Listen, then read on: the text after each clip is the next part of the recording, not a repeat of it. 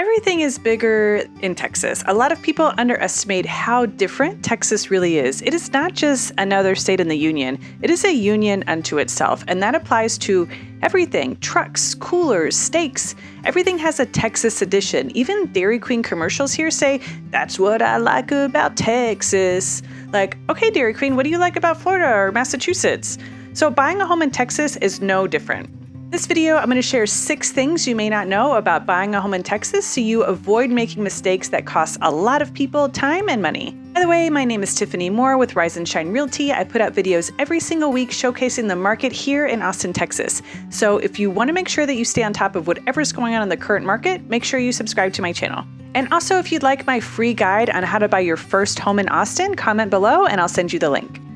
Number 1, the first thing that you need to do is to get prepared now. So according to National Mortgage News, Austin, Texas is the 4th hottest housing market in America. As of the filming of this video, we are kind of in a lull for real estate in Austin, and kind of the country in general. So interest rates have increased significantly in April and March, and fewer buyers are in the market. This is great news for buyers who are still in the market because it means you have more inventory to pick from and less competition from other buyers. Now, with that being said, I anticipate the market will pick up again in a couple of months and swing right into the new year. So if you're thinking about buying a home in Austin in the next year, you need to start getting all of your ducks in a row now. That means financing, having a down payment, cash for closing costs, figuring out which realtor you want to work with, all those things so that when you're ready to go, you can just pull the trigger. Really think about your monthly budget and how much you can afford to spend on your house, and consider not just the principal and your interest payments, but also your property taxes. If you've seen any of my other videos, you know this is a big factor you need to be prepared for. Also think about your HOA fees. This will be relatively small compared to the other factors. So the market may be moving slow now. So if you're in the market right now, this is perfect timing. But if you're thinking about buying in the next several months, be prepared to have more competition and be ready. Number 2, do your research. Now is the time to look at all the areas inside Austin and the surrounding areas to choose the best neighborhood for you. So when you start looking for a home, if you haven't narrowed down the area or the neighborhood that you want to look in, you might miss out on the best option for you and end up chasing down homes in places that you don't really want to live. So here are some things that I talk to my clients about who are thinking about moving to Texas or moving to Austin. 1, price range. This is going to be one of the biggest factors that will determine where and what you buy. 2, work. Where will you be working? If you're working from home, do you need extra office space? If you're going into the office, where is the office and how often are you need to go in? Every day or once every 2 weeks? Also, what do you like to do outside of work? Do you want to be close to hiking, to restaurants, close to the airport, or do you need somewhere walkable? And then are you looking to live in a city or do you want to live in like a suburb feel? Another important thing is schools. Are you interested in school ratings? While you're doing your research, check out greatschools.org. They have metrics on so many different data points to really help you narrow down the school options and the things that you care about. Here's something that people ask me about all the time. Are good schools associated with nicer homes? Kind of, but not really within Austin proper. So just like any other big city, inner city schools do not have the best ratings. The most sought after school zone is on the west side. It's called Eanes School District, and that is followed by Lake Travis School District and then Leander. Austin School District does not have the most highly rated schools, even though it's one of the most expensive areas to buy a home when we're talking about cost per square foot. So talk to your realtor about these factors and narrow down the best options for you. This is really going to help you hone in on the right home and not waste any time. 3rd is property taxes. Yes, Texas has no state income tax, which is great, but the government is going to get their money. We know there are 2 things for certain in life, death and taxes, and that is still true in Austin.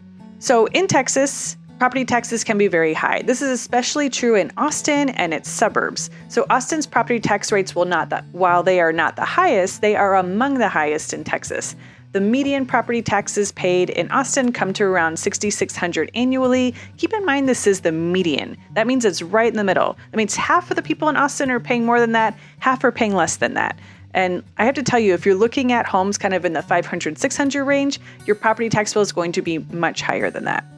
Austinites are charged about $2.23 per $100 of taxable value in Travis County and about $2.34 per $100 of taxable value in Williamson County. I know those were a lot of numbers. Basically, the tax rate in Travis County is an average of 2.23, and the tax rate in Williamson is about 2.34.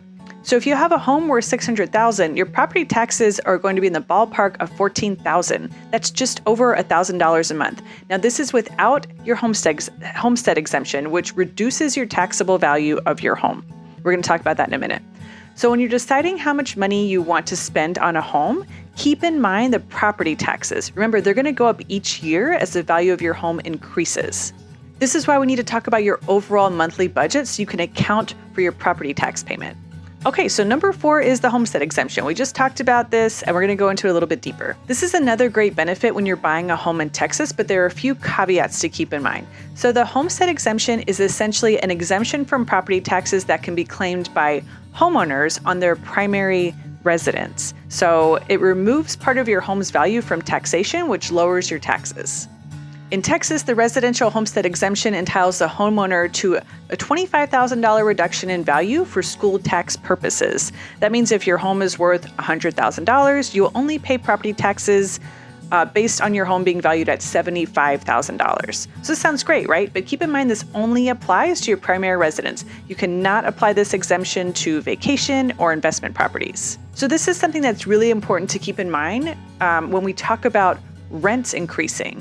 So like we just said, this exemption does not apply to investment properties. So people who are renting a house, those are investment properties. And as the property taxes go up for those properties, the owners and landlords are just passing that expense on to the renters. Just something to keep in mind when you're considering renting versus owning. You definitely get a break on property taxes when you're owning a home versus when you're in a rental. Another benefit to the homestead exemption is the 10% cap. So this limits the increases of the total assessed value to 10% from year to year if the property is under the homestead exemption. So this 10% increase excludes any improvements added by the property owner. Side note, the government is not coming around to check and see if you put a pool in your backyard or if you made some major renovations in the house. They're just not taking a look at that. So this only applies after you've lived in the home for 1 year. So the first year you get your property tax bill, you are likely going to see a significant increase in your property taxes because you haven't earned that 10% cap yet. Here's an example. One of my clients, Emily, bought her house for $400,000 in June of 2021. When she bought it, she got to ride the previous owner's homestead tax exemption until the new property tax bill came out. So she was already getting that $25,000 reduction. That's the credit that she got on her property tax bill. When she got her tax bill early this year in 2022, she still had the homestead exemption, but the 10% cap did not apply because she hadn't lived in that home for a full year yet. So she had a very steep increase in her property taxes. Literally, she's paying an additional $400 a month in property taxes because she didn't get the benefit of that 10% cap yet because she hadn't been living in that home for a year. Now that she has been in the home for over a year, she won't have that steep of an increase as she'll have the benefit of that 10% cap every year. This takes a lot of people by surprise, so you need to factor this into your monthly payment. Number 5, we don't have basements here. This is another thing to keep in mind when you're trying to figure out how big of a house you want to buy in Texas. We don't have basements, and there's several reasons for this. So in some parts of the state, the water table is too near the surface of the ground, making leaking and flooding a major issue. Sometimes the bedrock is too close to the surface, making digging more difficult and more costly. Also, expansive soils can make a basement totally unworkable. When you're looking for homes, be sure there's enough storage for your stuff, especially if you're moving down here from up north. I talked to a lot of folks who are moving out here from Michigan, from Seattle, from Minnesota and New York who are like, where do we put our winter clothes? Where do we put our parkas and our big sweaters and things like that? Here's the good thing. You're not going to need those in Texas. Like, don't bring them. Just don't even bring them. Also, there's nowhere to put them. Also, we usually don't have attics either. Our attics aren't built for the purposes of storage. So if you're going to store anything up there, it needs to be like light, empty suitcases or light sweaters, something like that. Lots of folks in Texas instead like to use their garage to store things. So there are a lot of really cool options like overhead hanging shelves, or you can basically get shelves and cabinets in your garage. But if you plan to store a lot of stuff there, you may want to look into getting a 3-car garage or a 3-car tandem garage so you have room for all of your stuff and for your cars.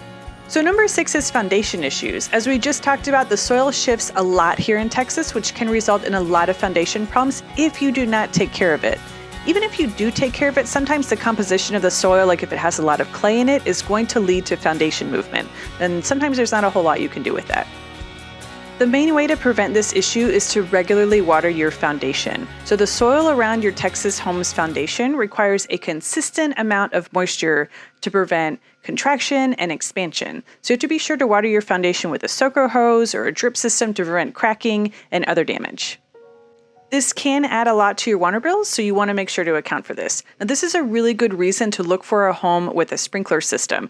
If you don't want to worry about this, you can easily set your system to water your foundation on a regular basis and not worry about it. Honestly, if you are like watering bushes and flower beds and things like that super close to your home, you're going to end up watering your foundation anyway. So it's not something that you have to do in addition if you're already watering like directly around the perimeter of your home. Most newer homes will come with an irrigation system depending on the builder that you use, but if you're buying new construction, you definitely want to ask about this feature. It is a must-have in Texas, not only to protect your foundation, but your grass is going to die without being watered regularly. And yes, you can manually water your yard with a few hoses and some sprinkler attachments, but I don't know anyone that has time for that. It is very time-consuming, and if you get really busy one day, it's just not going to happen. So also, if the soil is too wet, this can cause foundation issues. It's a really good idea to have gutters around the house to manage the water around the foundation. Not all homes out here have any gutters, let alone full gutters, but they are relatively inexpensive to add, and it's going to save you a lot of time and money down the road as far as mitigating foundation issues.